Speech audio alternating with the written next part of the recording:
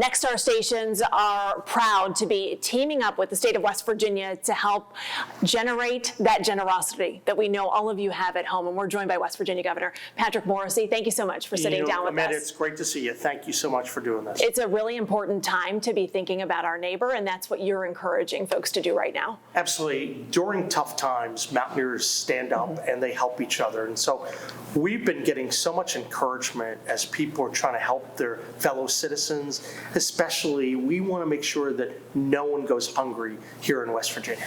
We keep seeing the movement, and on Friday you announced another $2.5 million going out to the food banks to be distributed to the food pantries. And we know that the food pantries, I talked to one of the leaders the other day, and they were very excited to go pick up their check to make sure they're stocked for the weekend. What kinds of things are you hearing from the boots on the ground? Well, I think the most important thing is we wanted to make sure we advanced the resources so the food banks and the food pantries had what they needed.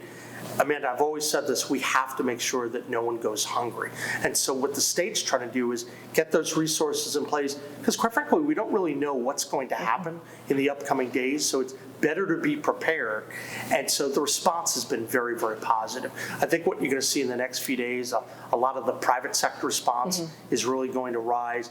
And then we know that the pantries and the food banks are ready with the state resources. I also want to really commend our National Guard.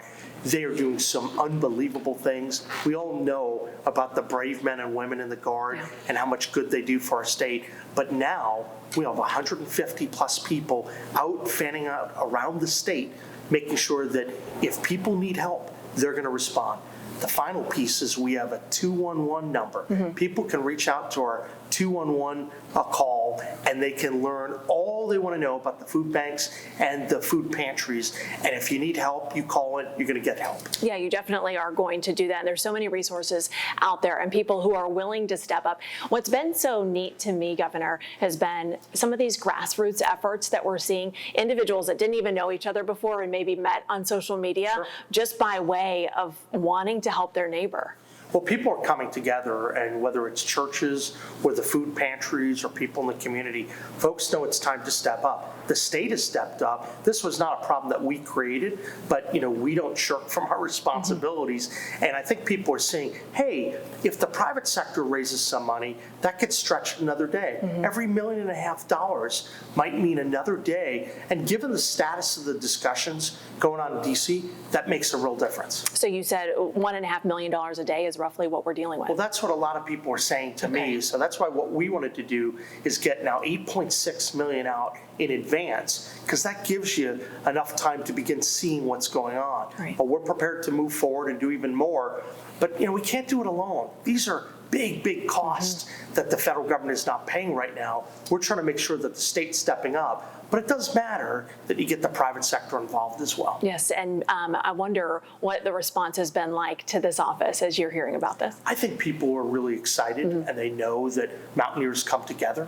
And so with West Virginia stepping up, I think people know the importance about it. The reaction from the churches, the reaction from the food pantries, the reaction from, frankly, a lot of the legislators has been very positive. Because, we've talked to legislators as well that we may have to call them in. But, what we want to do is monitor this very carefully. And when the private sector steps up and the state steps up, really good things happen. We have those QR codes, and we're going to keep putting those up on the screen so people can see those and make that donation. It is that easy. If somebody doesn't want to use the QR code, or maybe just that's not their style, how do you recommend that they make a donation? Well, certainly you can go to the governor's office and you can click on the links to the food banks, and you can do that, because you can always go do that, or do it the old-fashioned way. That they have information there about the mailing address. And I think it's also important to note that for everyday people, regardless of when they may see this interview, they'll know that there's probably going to be a lag. Whenever the government does reopen, it'll probably take 4 to 7 days to get the cards back online. So there is still going to be a need whenever this ends for 4 to 7 days to make sure people are being fed. And we hope that's sooner rather than later. Amen. One of the things that, one of the questions that people have is about the EBT cards and putting money on them. And I just want, every state is different, is what you were telling me. Absolutely. So a lot of people ask, well, can you do it this way? Well, our contractor represents a lot of other states, and they're saying it wasn't feasible to do. So that's why we moved forward. And the plan that we chose was the fastest, most effective way to get resources and food to people in need. And that's part of the reason why I activated the Guard. I'm not hesitating, and we're monitoring every single day. So if we start to see problems and more resources need to be put, we're looking at that. We're going to be able to act immediately. So that's why what you don't want to do is just, hey, we're going to cut a check for 2 months in advance. What you do is you monitor the situation and make sure you're managing it the right way. And with the Guard in place, how good they are on logistics, I have full confidence this is going to be done right. Oh, we watched what they did during the recent flooding, and of course we watched what they did during COVID. We know they're good at logistics. They're going to be there on the ground to receive shipments, to move boxes, to get things to the different food pantries. And one of the things that I don't think I thought about the whole way through, which is true,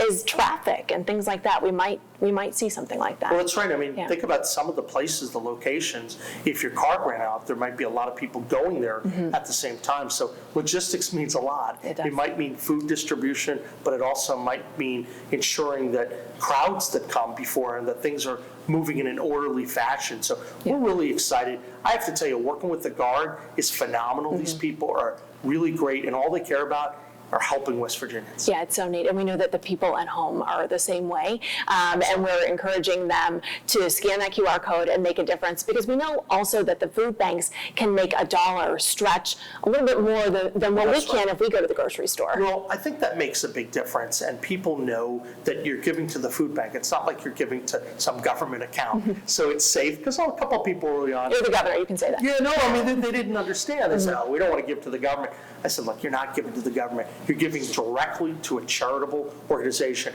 And these guys know how to use the money and make it stretch, and they're good about getting it out at the right time to these food pantries. And I think that's what's so good about it, because these are people that have been through this kind of thing before. Maybe not quite this situation, but during COVID or during disasters, these food banks and food pantries, they know how to step up. They really do. And we're grateful for what they do, because we know they're answering a lot of questions and dealing with logistics and making sure people who maybe can't get to a food bank have their food. So the work for them has been nonstop, and we're really grateful for that. Look, I think it's been awesome to see West Virginians coming together, and I want to thank everyone, including, quite frankly, a lot of the media has stepped up, because they're getting the word out. That matters so much, because we're just trying to do good for our people, and we are going to make sure that people are not hungry. How about that for a concept? You know, Nexstar is very proud to be making sure that those QR codes are out there, and that we're doing our part to make sure neighbors are helping neighbors, and we know that you always do. Before we wrap this up, I just want to ask you, we always hear just like amazing stories. And I think one of the coolest things is that sometimes the people with the least are the people that step up in such a big way. And it's just such a beautiful thing to see. It's unbelievable. I've already had some reports back. We have some companies that are stepping up. We have individuals who are stepping up. I know some people in our office and folks are stepping up. It's incredible. And then sometimes people might give $5. That's awesome. You know why? That can cover more than a meal. It's 45 meals, I mean, based on some of the math I've learned over the last couple of days. Think about that. So just something small makes a big difference. Now, the thing I'm emphasizing, it's not mandatory. We're not saying you have to give, but if you'd like to give and help a fellow citizen, that's awesome. And we should always be encouraging charitable giving, because not only does it help directly people in need, it gets people engaged in the problems we have, which is really important to do. Yeah, and it doesn't matter what crisis I've been sitting in this room here for. I know that neighbors are always going to help neighbors here. Absolutely. And we're grateful to be a part of it. So thank you, Governor. We appreciate it. Thank you. We're grateful to be here with you today. It means a lot. Thank you.